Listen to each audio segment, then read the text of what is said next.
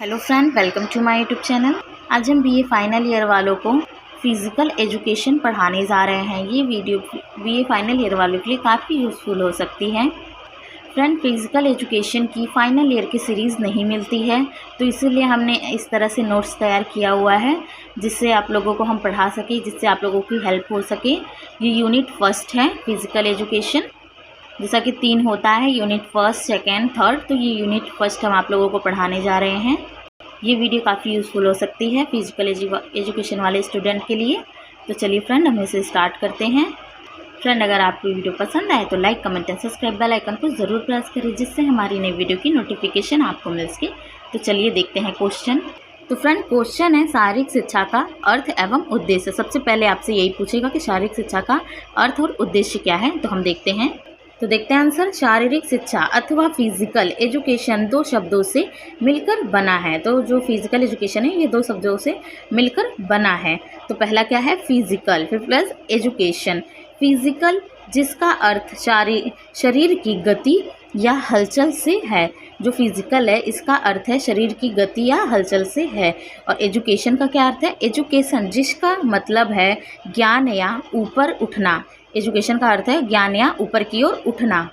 साधारण शब्दों में हम कह सकते हैं कि एक व्यक्ति से दूसरे व्यक्ति तक ज्ञान का है। एक व्यक्ति से दूसरे व्यक्ति तक के ज्ञान के सफ़र को हम फिजिकल एजुकेशन कह सकते हैं। इसे व्यक्तियों में सर्वांगीण विकास होता है। इससे जो व्यक्ति होते हैं उनमें सर्वांगीण विकास होता है फिजिकल एजुकेशन से। इसे जैसे कि हम सब जानते हैं, इसे हिंदी में शारीरिक शिक्षा भी हम कहते हैं फिजिकल एजुकेशन को। तो शारीरिक शिक्षा क्या है? हमारे शरीर से संबंधित सभी चीज़ें इसमें बताई जाती हैं। खेल कूद और खान पान, पौष्टिक आहार, आयाम, इन सब चीज़ों के बारे में बताया जाएगा। तो चलिए हम आगे देखते हैं।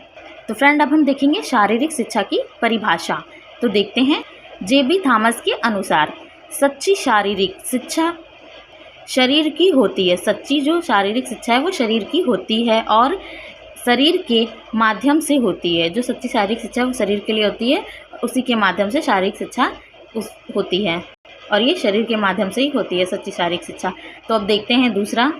जे.एफ. विलियम्स के अनुसार शारीरिक शिक्षा मानव की शारीरिक क्रियाओं से उत्पन्न ऐसी उपलब्धियां हैं जो किसी विशेष लक्ष्य को लेकर चुनी व कराई गई हो। तो शारीरिक शिक्षा क्या है? शारीरिक शिक्षा मानव की शारीरिक क्रियाओं से उत्पन्न होती है और वो ऐसी उपलब्धियां हैं जो विशेष लक्ष्य को पूरा करती हैं और उन्हें चुनती हैं, उन्हें चुन के पूरा करती हैं। तो फ्रेंड, अब हम देखेंगे शारीरिक शिक्षा के लक्ष्य। इसके लक्ष्य क्या क्या होते हैं, क्योंकि इस प्रकार से अगर आप लिखेंगे तो आपके मार्क्स बहुत अच्छे आएंगे। शारीरिक शिक्षा के लक्ष्य के बारे में, उनके उद्देश्य, लक्ष्य, परिभाषा, ये सब लिखना इंपॉर्टेंट है। तो देखते हैं आंसर। शारीरिक शिक्षा तथा खेलों का उद्देश्य मानव के व्यक्तित्व का संपूर्ण विकास करना है।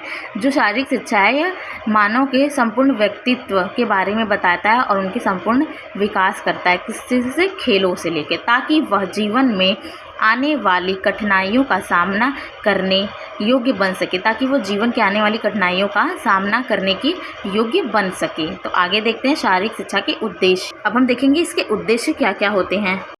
उद्देश्य ऐसी सीढ़ियाँ समझी जाती हैं जो हमें किसी भी लक्ष्य को प्राप्त करने के लिए उस लक्ष्य की तरफ ले जाती हैं। जो हमारी एक लक्ष्य होती है, जैसे कि हम पहले से ही ठान लेते हैं हमें क्या बनना है, तो वो हमारा लक्ष्य बन जाता है कि हमें क्या बनना है। तो उस सीढ़ी को हम नहीं गिनेंगे, बस चढ़ते जाएंगे और अपने लक्ष्य की ओर पहुँच जाएंगे। तो उसी के बारे में बताया कि हमारा उद्देश्य, लक्ष्य क्या होना चाहिए। उद्देश्य एक ऐसी सीढ़ी है जो हमें किसी भी लक्ष्य तक पहुँचा सकती है, पहुंचाने तक का एक रास्ता भी आप समझ लीजिए। तो हम देखेंगे शारीरिक शिक्षा के बारे में कि और इनमें क्या क्या होता है, इसके अर्थ, परिभाषा, उद्देश्य के बारे में हमने जाना। अब इसके बारे में जानते हैं मानसिक विकास। इसमें क्या क्या होना चाहिए एक मनुष्य के अंदर। यह उद्देश्य किसी भी व्यक्ति के मानसिक विकास से संबंधित है। ये जो विकास है ये मानसिक विकास के बारे में संबंधित है। शारीरिक शिक्षा के कार्यक्रम को दिमाग की तंदुरुस्ती तथा ध्यान की सख्त ज़रूरत होती है। इसमें ध्यान और दिमाग की तंदुरुस्ती की सख्त ज़रूरत होती है। शारीरिक शिक्षा के अध्ययन से खेल के खेल के नियमों का ज्ञान, खेल की तकनीकें, संरचनात्मक तथा शारीरिक अध्ययन, संतुलित आहार आदि सम्मिलित किए जाते हैं। तो इसमें हमें खेल के बारे में, उसकी तकनीक के बारे में पता होना चाहिए, ज्ञान होना चाहिए हर चीज़ के बारे में। शारीरिक अध्ययन, संतुलित आहार इसमें ज़रूरी है, आदि सम्मिलित किए जाते हैं और इस भी चीज़ इसमें सम्मिलित किए जाते हैं। इस प्रकार व्यक्ति का मानसिक विकास कई प्रकार से महत्वपूर्ण स्थान रखता है। तो व्यक्ति का जो है मानसिक विकास वो काफ़ी महत्व रखता है, क्योंकि जब हमारा मानसिक विकास अच्छा रहेगा तभी हम किसी भी खेल में पार्टिसिपेट कर सकते हैं और उसे अच्छे से कर सकते हैं। तो चलिए आगे देखते हैं। तो अब आता है हमारा भावात्मक विकास। तो देखते हैं, प्रत्येक मनुष्य के पास भावनाएं होती हैं, जैसा कि हम सभी के पास भावनाएं होती हैं, जैसे प्यार, क्रोध, घृणा आदि। ये भावनाएं सामान्य स्थिति में होती हैं, ये भावनाएं हमारे अंदर सामान्य स्थिति में होती हैं। अतः शारीरिक शिक्षा इन भावनाओं तथा इन भावनाओं की नियंत्रित करने के लिए भी शिक्षा प्रदान की जाती हैं, प्रदान करता है। तो जो हमारी भावना होती है उसे कंट्रोल करने के लिए इसकी शिक्षा हमें दी जाती है, भावात्मक शिक्षा, जिसके बारे में हमें बताया जाएगा कि हम अपनी भावनाओं को किस प्रकार से कंट्रोल करें और कब कंट्रोल करना है, कब नहीं, इसके बारे में। तो देखते हैं आगे। तो इसमें शारीरिक विकास भी है, तो ये भी इम्पॉर्टेंट है, शारीरिक विकास। तो थर्ड है हमारा शारीरिक विकास। शारीरिक विकास शारीरिक शिक्षा का सबसे महत्वपूर्ण उद्देश्य है। जो शारीरिक विकास है यह हमारा शारीरिक शिक्षा में सबसे महत्वपूर्ण उद्देश्य होता है। शारीरिक विकास में शक्ति, मांसपेशियाँ, संसाधन, सहनशीलता, अच्छी मुद्रा एवं अच्छे स्वास्थ्य आदतों का विकास आदि सम्मिलित होते हैं। यह हमारी जैविक प्रणाली का संपूर्ण विकास है। जैसे कि हमारी शारीरिक प्रणाली, इसलिए हम कह सकते हैं कि उद्देश्य के द्वारा शारीरिक विकास संभव है।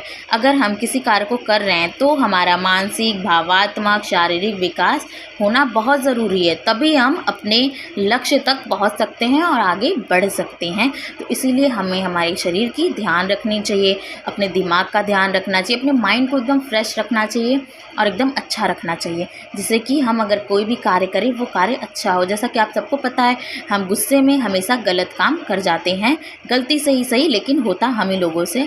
तो इसीलिए फ्रेंड, इसमें जो चीज़ें ज़रूरी हैं हमने हेडिंग बाय हेडिंग इसमें लिख के आप लोगों को बताया हुआ है।